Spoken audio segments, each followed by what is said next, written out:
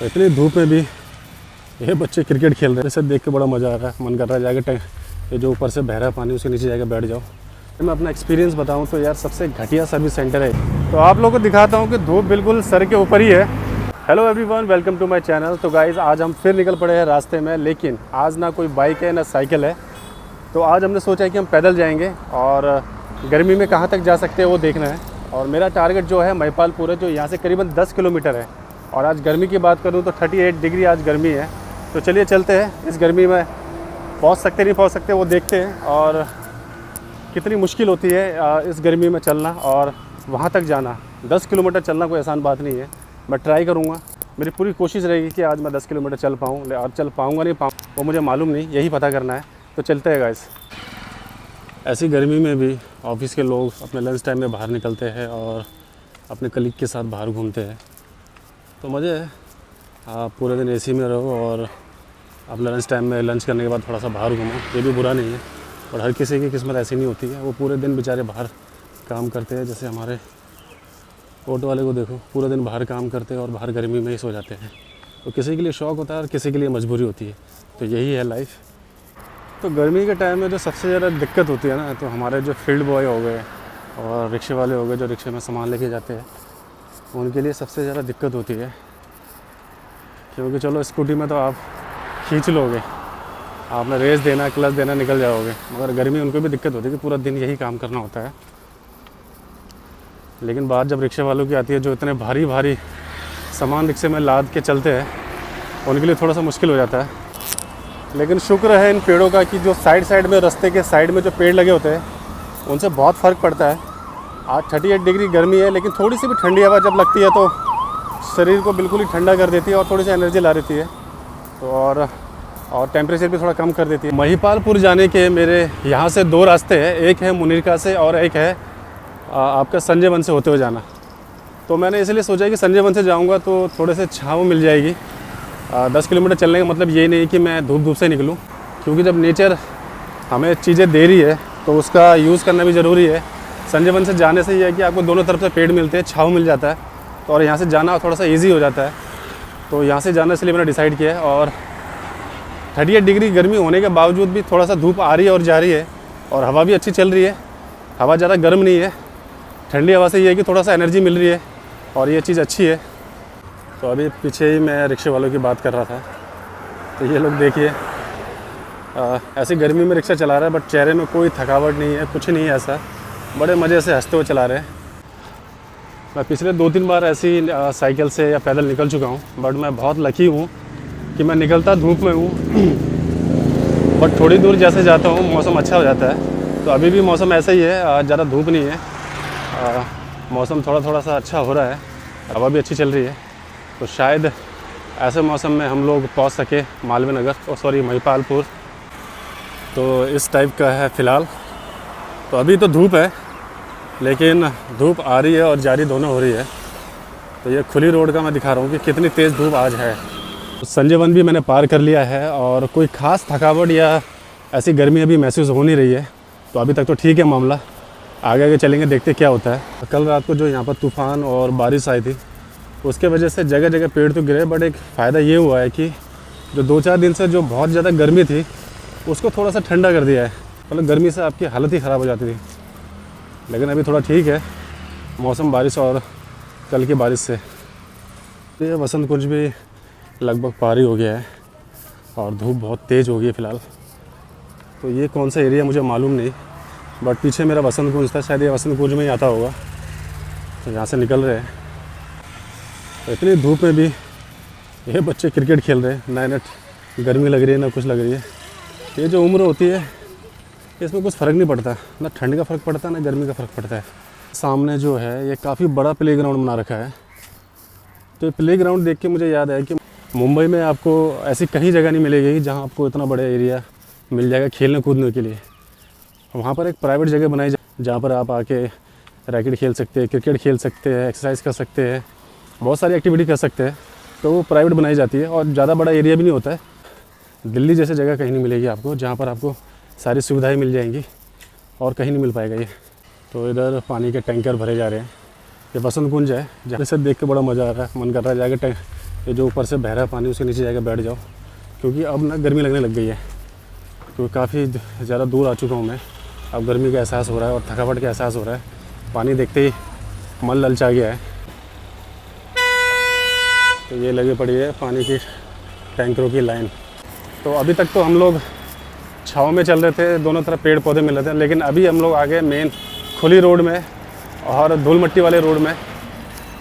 तो मुझे इसलिए आर के पुरम के आसपास रहना इसलिए पसंद है कि एक तो साफ़ सुथरी जगह है, ऊपर से ट्रैफिक ज़्यादा नहीं होती है और धूल मिट्टी वाली जगह नहीं है। यहाँ आप लोग देख सकते हो, पता नहीं वीडियो में दिख रहा नहीं दिख रहा, इतनी धूल मिट्टी उड़ रही है और ट्रैफिक है। ये देखो कितनी धूल मिट्टी उड़ रही है। बिना मास्क लगाए तो आप लोग यहाँ चल ही नहीं सकते हो।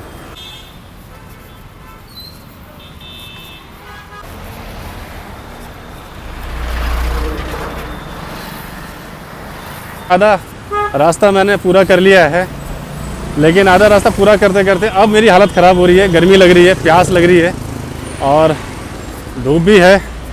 तो जैसे तैसे करके 10 किलोमीटर पूरा करना है और महिपालपुर पहुंचना है। तो चलिए चलते हैं।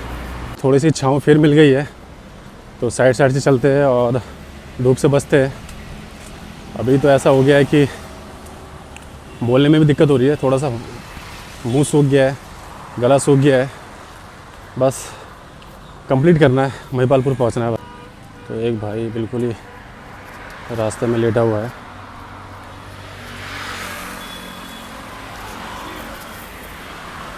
तो पता नहीं जिंदा है या पता नहीं क्या है, बिल्कुल मग्न होकर लेटा हुआ है।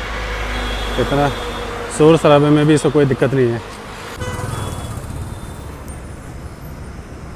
महिपालपुर भी पहुंचने वाले हैं, अब कुछ ही किलोमीटर महिपालपुर है। मेरे आगे दो रास्ते हैं, एक जा रहा है फ्लाईओवर के ऊपर से, एक जा रहा है नीचे से। तो हमें जाना है नीचे से, क्योंकि नीचे से ही जाके मिलेगा हमें महिपालपुर। फाइनली पहुंच चुके हैं महिपालपुर। तो महिपालपुर में हम लोग एंटर कर चुके हैं और ये दिखाना चाहूँगा। तो जिस जगह से मैं आऊँ वहाँ से ये स्टार्टिंग महिपालपुर है। तो इसके आगे जाके मैं एक चीज़ और दिखाना चाहूँगा, उसके बारे में बताना चाहूँगा आप लोगों को।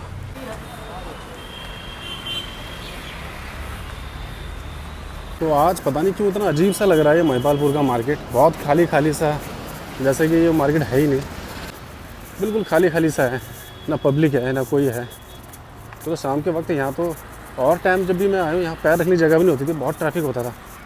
लेकिन आज तो पता नहीं क्यों खाली है यार। आज क्या है, वैसे तो थर्सडे है, संडे भी नहीं है कि छुट्टी हो, और बाज़ार पूरा खाली है। ये आप लोगों को जूम करके दिखाता हूँ। तो ये है रॉयल फील्ड का सर्विस सेंटर। अगर इस रॉयल फील्ड सर्विस सेंटर के बारे में अपना एक्सपीरियंस बताऊं तो यार सबसे घटिया सर्विस सेंटर है ये। कहते हैं ना कि जब मैंने अपनी बाइक बुलेट ली थी तो मेरा सर्विस सेंटर इधर ही था, मैं यहीं पर ही आता था। और जब मैंने यहाँ सर्विसिंग कराई है तब तक मेरी बाइक और ख़राब रही है। एक बार जब मैंने सर्विसिंग कराई तो मैं आधे रास्ते में मेरी बाइक बंद हो गई, तो मुझे कई किलोमीटर इसको धक्का मार के, जो पेट्रोल पंप के सामने जो सर्विस करने जो छोटे मोटे मैकेनिक होते हैं उनसे ठीक करा के घर जाना पड़ा। फिर एक बार जब मैंने सर्विसिंग कराई तो मेरे जो ऑयल टैंक होता है उसमें से तेल लीक होने लग गया। तो यहाँ के जो सर्विस करने वाले लड़के हैं, पता नहीं उन्हें काम आता नहीं आता, तो काम बहुत ढीला करते हैं, ऊपर से काम सही नहीं करते। 3-4 घंटे के काम को पूरा दिन लगा देते हैं। अगर आप सुबह अगर 11 बजे आते हो तो शाम के 7-8 बजे से पहले घर नहीं जा सकते, इतना लेट काम करते हैं ये लोग। तो भैया जिसको भी हो यहाँ कभी सर्विस करवाने मत आना। मैंने भी छोड़ दिया यहाँ सर्विस कराना, मैं भले ही बाहर से करवा लेता हूँ, बट महिपालपुर नहीं आता कोई भी। तो ये है महिपालपुर का फ्रंट वाला रास्ता। अभी जहाँ से मैं आऊँ पीछे से आया हूँ, बट ये जो आता है ये मुनिका से होते हुए आगे आता है। और इसके लेफ़्ट साइड में जो है एयरपोर्ट है। तो अभी तो बहुत सुनसान सा लग रहा है, बट जैसी शाम होगी यहाँ का माहौल ही अलग हो जाएगा। लाइटिंग चारों तरफ सिर्फ लाइट दिखेगी और खूबसूरत भी लगता है और काफ़ी बिजी रास्ता भी है ये। अब मुझे ये डिसाइड करना है कि मुझे इसी रास्ते सीधा जाना है या वापस उसी रास्ते से जाना है जिस रास्ते से मैं आया था। तो मुझे समझ नहीं आ रहा।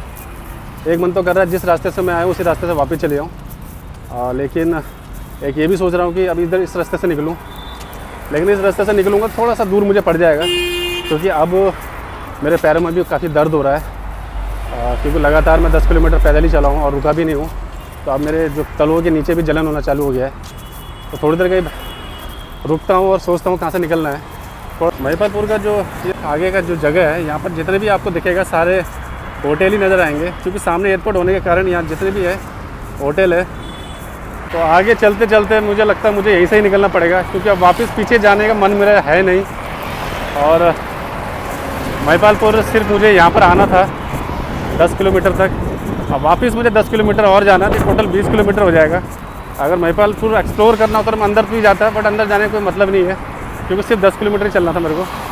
तो चलिए अब यहीं से चलते हैं, अब चाहे जितने भी दूर पड़े निकलना पड़ेगा, क्योंकि पीछे वापस जाना मेरा मन नहीं कर रहा। लेकिन यहाँ जो चल रहा हूँ बिल्कुल ही छाँव नहीं है, खुली रोड में चलना पड़ रहा है। अब किसी तरह उस साइड अगर लेफ़्ट साइड जा पाता तो वहाँ से ठीक रहता। मुझे आगे से ही क्रॉस करनी चाहिए था।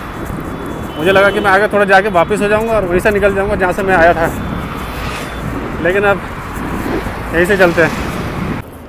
अब मेरी हालत ख़राब होना चालू हो रही है, क्योंकि पैरों से अब हो नहीं रहा है। कंटिन्यू चलने से काफ़ी ज़्यादा मेरा पैर दर्द हो रहा है। अब यहाँ ऐसी कोई जगह भी नहीं है कि थोड़ी देर बैठ के रेस्ट कर लूँ और पैरों को थोड़ा आराम दूँ। आसपास में कोई पार्क होता है, स्टैंड होता है, थोड़ी देर बैठ के रिलैक्स कर लेते, बट वो भी नहीं है। तो रास्ते में चलते चलते मुझे ये मिल गया जहाँ पर नल बना रखा है, पानी पीने का इंतज़ाम है। तो अच्छा ये बना रखा है, जो बेचारे धूप से परेशान हो काम करते हैं उनको रास्ते में पानी की टूटी मिल जाती है, जहाँ से पानी भर के पी सकते हैं। मैंने भी अपना हाथ धो लिया है और पानी पी लिया थोड़ा सा। अब निकलते हैं सफ़र पे अपने। चलते चलते काफ़ी आगे आ गया, लेकिन कहीं भी बैठने का जगह मिल नहीं रहा है। और एक बात बताऊं तो यहाँ से मुझे आगे जाके आर के पुरम के लिए बस मिल जाएगी, लेकिन मैं अपने आप को धोखा नहीं देना चाहता, क्योंकि जब मैं घर से निकला था तो मैंने पैदल निकलने का डिसाइड किया था, और पैदल ही घर पहुँचूँगा, चाहे वो 10 किलोमीटर, 20 किलोमीटर, 25 किलोमीटर हो। जैसा मैंने सोचा उसी तरह करूँगा। तो कोई बात नहीं, टाइम लगेगा, आराम से चलते हो जाऊँगा। कहीं भी बैठने की जगह मिलती है बैठ के फिर निकलूँगा अपने घर में। लेकिन दूर दूर तक ऐसा कोई जगह मिल नहीं रही जहाँ बैठ सकूँ, क्योंकि खुला रोड है तो मुश्किल लग रहा थोड़ा। चलते आगे देखते हैं। तो आप लोगों को दिखाता हूँ कि धूप बिल्कुल सर के ऊपर ही है। जब तक थकेंगे नहीं तब तक चलते रहेंगे।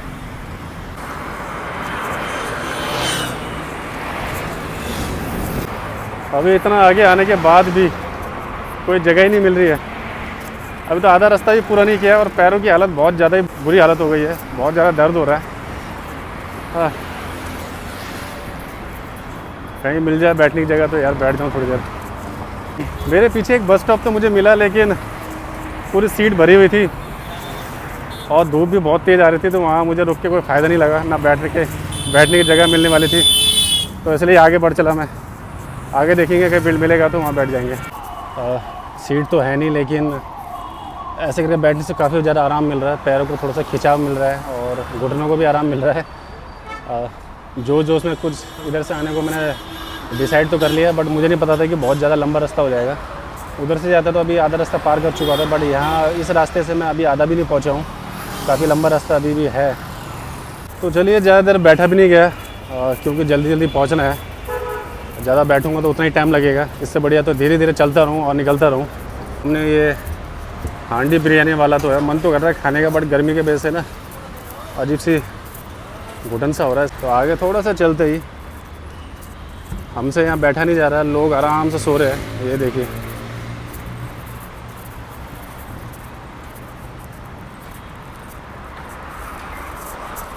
तो ये आदत पर डिपेंड करता है। आदमी जैसे आदत डालेगा वैसे में ढल जाता है वो भी। तो ये भाई साहब आराम से सो रखे हैं, मुंह पे मक्खियाँ घूम रही है, बॉडी में मक्खियाँ घूम रही है, इनको कोई फ़र्क नहीं पड़ता, बस नींद पूरी कर रहे हैं अपनी। मेरे लिए एक जगह मिल गया बैठने को, यहाँ थोड़ी देर बैठते हैं फिर चलते हैं। अच्छा, ये जगह मिल गई बैठने को, तो काफ़ी राहत मिल रहा है और पैरों को भी थोड़ा सा आराम दे पा रहा हूँ। तो ये मैं पहुँच गया हूँ अर्जुन पथ, और अभी पता नहीं कितनी दूर और है, मुझे मालूम नहीं है।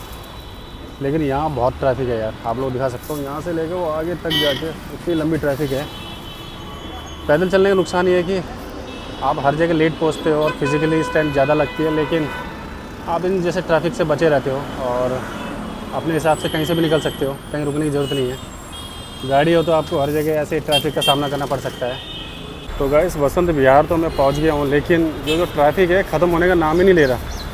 मतलब ये ले लो 5-6 किलोमीटर से ज़्यादा का ट्रैफिक है। ये मैं पीछे से आ रहा हूँ, तब से देख रहा हूँ कि ट्रैफिक कंटिन्यू बस बढ़ी जा रही है, बढ़ी जा रही है, बढ़ी जा रही है। बस अब ज़्यादा दूर नहीं है मुनीर का, तो पहले मुनीर का पहुँचते उसके बाद देखेंगे कटवारे जाना नहीं जाना। क्योंकि वहाँ मैं सोच रहा हूँ अपनी बहन के घर चली जाऊँ और थोड़ा सा रेस्ट करने के बाद ही निकलूँ। तो पहले चलते हैं मुनीर का, फिर देखते हैं आगे क्या है। चलिए गाइस, मुनीर का भी पहुँच गया है, लेकिन मैंने अपनी बहन को फ़ोन किया तो वो घर पे नहीं है, तो शायद मुझे अब कटवारे ही जाना पड़ेगा। तो चलिए कटवारे चलते हैं। तो मुनीर के जाने का कोई फ़ायदा नहीं है, अभी घर भी पहुंचने वाले हैं। तो आज का ब्लॉग यहीं ख़त्म करते हैं, मिलते हैं नेक्स्ट ब्लॉग में। तब तक के लिए गुड बाय दोस्तों।